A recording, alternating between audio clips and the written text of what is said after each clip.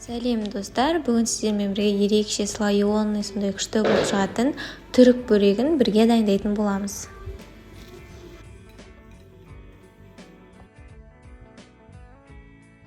Ол үшін ең алдымен ұнымызға тұзымыз бен суымызды қосып, қаттылау қамыр илеп аламыз.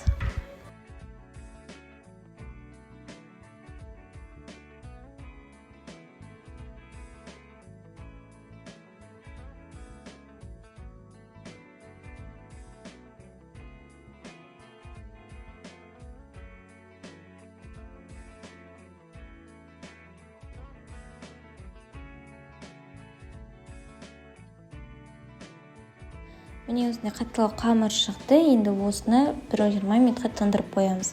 Енді салмасын дайындаймыз. Салмасына менде фарш және пияз, сосын укроп болды. Пиязымызды өте ұсақтап, укропымызды өте ұсақ қылып тураймыз.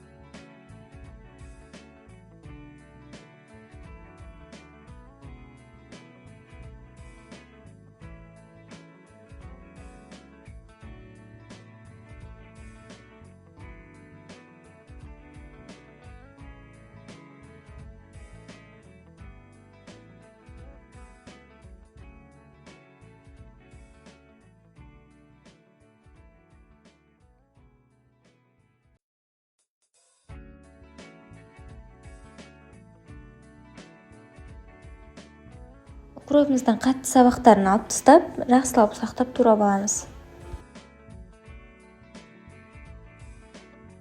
Енді салмамызға дәміне қарай тұз бен қара бұрыш салып, жақсылап араластырамыз.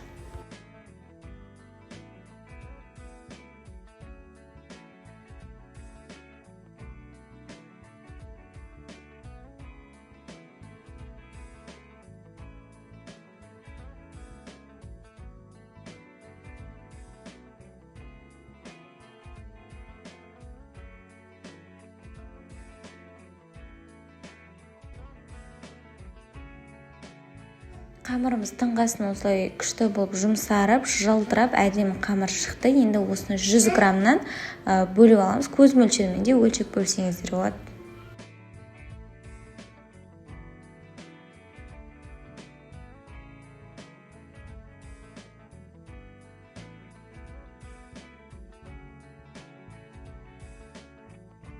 Менде 6 бөлік шықты. Енді видеодағыдай шоп-шұқа етіп жаямыз. Арасынан кукурузный крахмал сүйіп те жаямыз. Сол кезде мүлдем жабыспай әдемі жайылатын болады.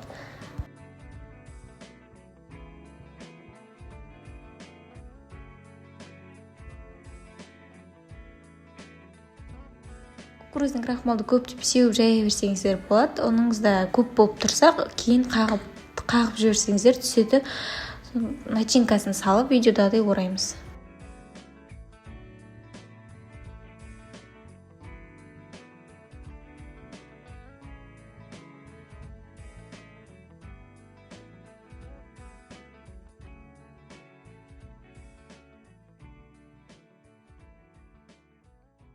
Арасында менде маргарин болды. Кәдімгі сары майды да ертіп жақсаңыздар болады.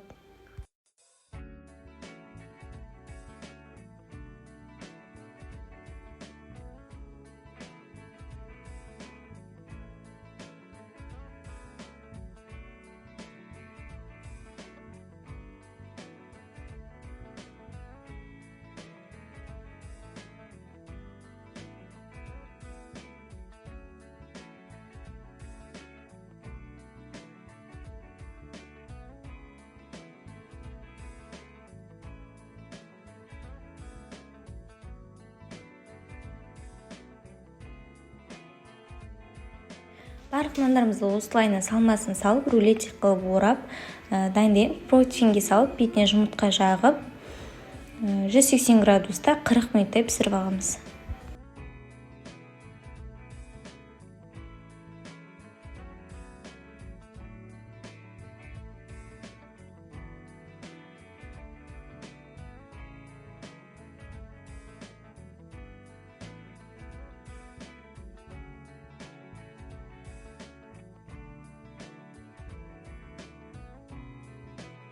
бетіне аздап кунжут сепсеңіздер болады.